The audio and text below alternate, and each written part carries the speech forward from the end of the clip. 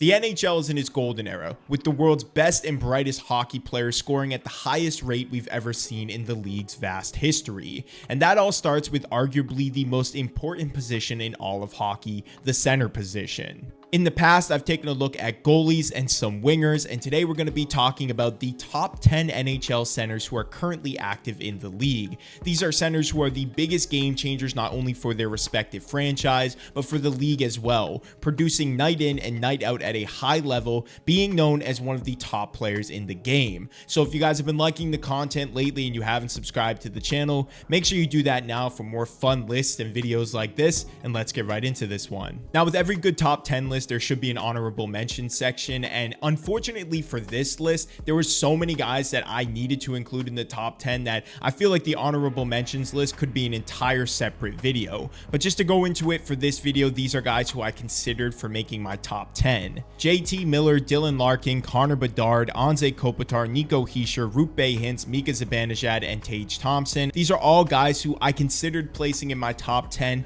but I feel like they just missed this list just by a little bit, so they deserve to be in the honorable mention section. So let's get this list started with number 10. Coming in at number 10, I have Sebastian Aho. I feel like finally this year I can put him in a top 10 list confidently based on the amount of production he had not only in the regular season but the postseason as well. This year, Sebastian Aho played in 78 games and had 89 points, as well as putting up some solid numbers in the playoffs with 12 points in 11 games played. Now again, the Carolina Hurricanes came up short in the playoffs, losing to the New York Rangers in the second round, but I think Sebastian Aho was easily their most productive player throughout the regular season and postseason. When it comes to his two-way game, I feel like this guy is great in every zone on the ice. He's quick, he has good decision-making skills, and he also has the skill to put on moves against any defender. I think when it comes to Sebastian Aho, because he plays in a smaller market, we tend to forget that he's one of the best centers in the game, but on my list, I'm finally going to give him the respect he deserves, despite having some lower number than some of the guys in my honorable mention section over the past couple of years. I think we can all say that the eye test is more applied with Sebastian Aho than a couple of the other guys on this list, so I definitely feel like he deserves a spot in the top 10 at this point in his career.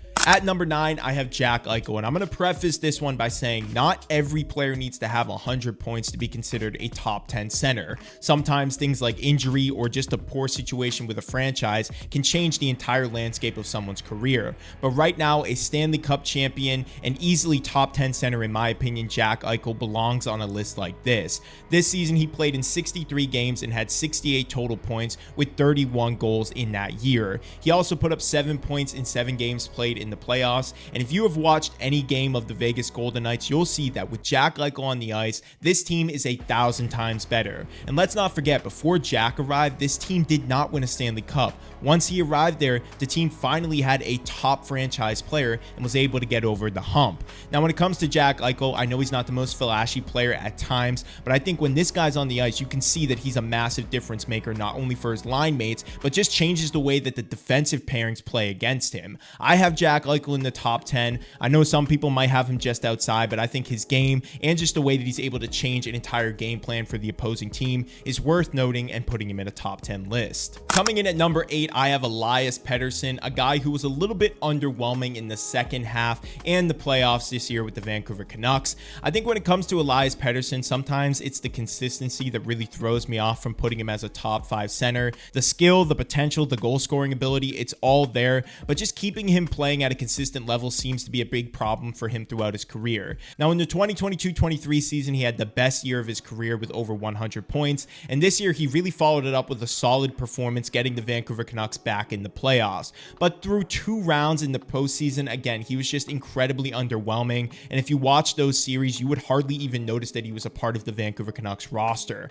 I'm not saying that this affects any of his credibility. I do think he's a stud, and he is young, playing in his first real playoff series of his career, so I expect him to grow from this and become a better producer in the postseason as he continues to go on throughout his career. So I'm going to leave him at number 10 right now. I think he could easily climb on this list in the upcoming seasons, but for right now, I think this is a good spot. Coming in at number 7, I have Sidney Crosby, a guy who just doesn't age at this point. Playing on a Pittsburgh Penguins team that seriously lacks the talent around him, Crosby put up one of the best seasons of his career with 94 points, 42 goals, and 52 assists in 82 games played. Unfortunately, the Penguins missed the playoffs just by a little bit again this year, and for Crosby, it's starting to feel like this is going to be a trend as he enters the final years of his career. Despite missing the playoffs though, Crosby is still putting up some amazing numbers, especially for his age. He's 36 and playing on a team that doesn't really surround him with the best talent, like I've mentioned. So I feel like at this point, we have to put some respect on his name just for how he continues to produce for this team, even if everybody considers him to be slowing down or people consider him to be aging to a point where he's not really worth building around anymore. I feel the complete opposite. I think Crosby is a top 5 player all time, and if he continues to put up these numbers, I really hope that we can see him back in the postseason again. I have him at number 7. With the amount of talented centers in the league, I feel like he definitely isn't in the top 5 anymore, but I could see people arguing at this point just based on his age and his production still. Coming in at number 6, I have Alexander Barkov, a recent Stanley Cup champion. Now, when it comes to Barkov, I still think he's one of the most underrated players in the game, but I'm putting him a little bit higher on this list because I feel like when it comes to being a two-way center, Barkov is now the best player in the NHL at this game. Barkov had an incredible season, putting up 80 points in 73 games played, and also had a solid year in the postseason as well, putting up 22 points with 8 goals in 24 games played.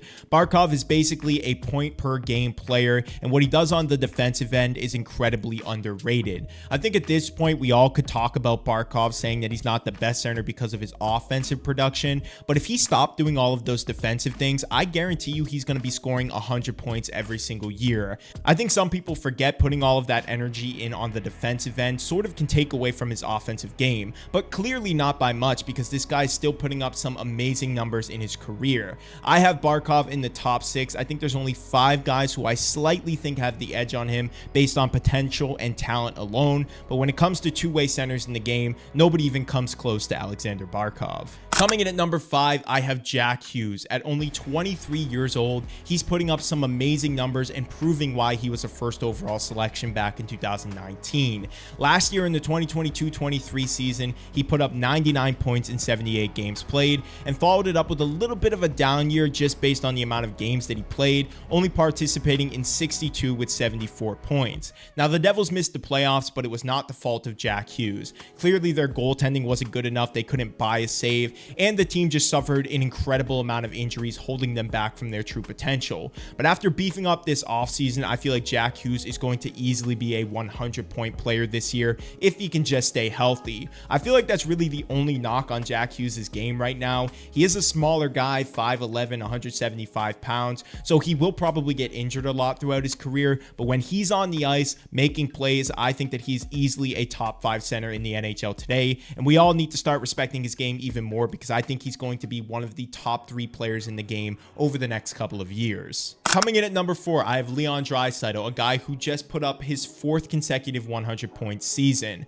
Leon Draisaitl had 106 points in 81 games played this year and continued his dominance in the playoffs with 31 points in 25 games played. Leon Draisaitl, there's been rumors about him leaving Edmonton, but I think his best situation would be to stay put and win a cup with Connor McDavid. I think when you have 2 of the top centers in the game, it's hard to really beat this team or game plan for them. Based on all of the roster movements that the Edmonton Oilers made in the offseason and just the fact that they were able to finally address their depth issues, I feel like this team could easily be back in the Stanley Cup Finals next season, and I think they're going to need Leon Draisaitl if they're going to want to push over that hump. Leon Draisaitl is still an amazing talent. I'm excited to see what he's going to get paid this year as he's up for a contract, and I wish he stays with the Edmonton Oilers because I'm really excited to watch him and McDavid play in the future together. Coming in at number 3, I have Austin Matthews, a guy who just put up 69 goals last year. Let me repeat that, 69 goals. I think some people forget that this is no easy task, and despite having a low assist number,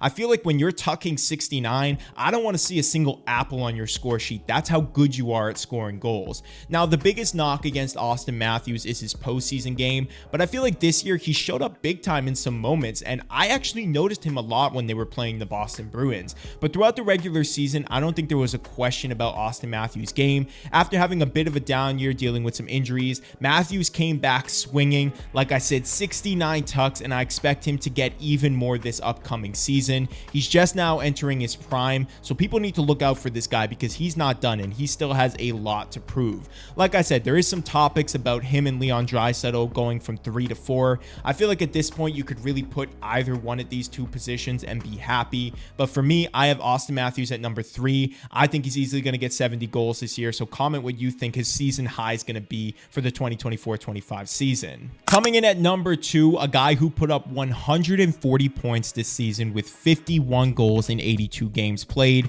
winning the first Hart Trophy of his career. Previous first round pick from 2013, Nathan MacKinnon is putting the world on notice. After winning his first Stanley Cup in 2022, you can tell that Nathan MacKinnon is still hungry for more. This season is just incredible. I mean, I never imagined that he was going to get upwards to about 150 points, and to see him do this with a plus 35 rating and then continue it in the playoffs with 14 points in 11 games played was just so exciting to watch. I don't know if there's another player who I enjoy watching more in the NHL than Nathan MacKinnon. His stick handling, his speed, his ability to finish in front of the net, it's easily top 3 in the NHL amongst every position. I feel like we all love Nathan MacKinnon, and he's finally getting the recognition that he deserves over the past couple of seasons, and I think unanimously we all can agree that he's a top 2 center in the game. When it comes to the league, I think we all know number 1 and 2. Past that point, it's pretty debatable, but just the season he put up last year, I'm excited to watch Nathan MacKinnon play again next year, and I feel like he's going to get over 150 points if he brings that same game into 2024. And last but not least, Connor McDavid, putting up one of the most insane seasons this year with 132 points, 100 assists in 76 games played, and following it up with a record-breaking playoff run where he had 34 assists, 42 points in 25 games played. I think at this point, there's not a single doubt in any hockey fan's mind that Connor McDavid is the best player in the league. He has put up some of the best numbers since joining the NHL, and I expect him to continue this dominance. Like I said, it was a little bit sad to see him lose in the finals this year, because to see Connor McDavid win his first cup clearly as the best player would have been exciting for the NHL and for its fans, but I expect him to be back very soon, if not this year, based on the numbers that he and the Oilers have been putting up over the past couple of seasons. Connor McDavid is my number 1 center, and I don't think anybody's going to have any complaints about that. But these are my top 10 centers in the NHL. Comment who you would move out of the top 10 and who you would bring in. Also comment a few guys who I left out of my honorable mention section that deserve a nod for being an amazing center. If you've been liking this content, again, make sure you guys hit that like button and subscribe to the channel for more stuff like this. I'll see you guys in the next one.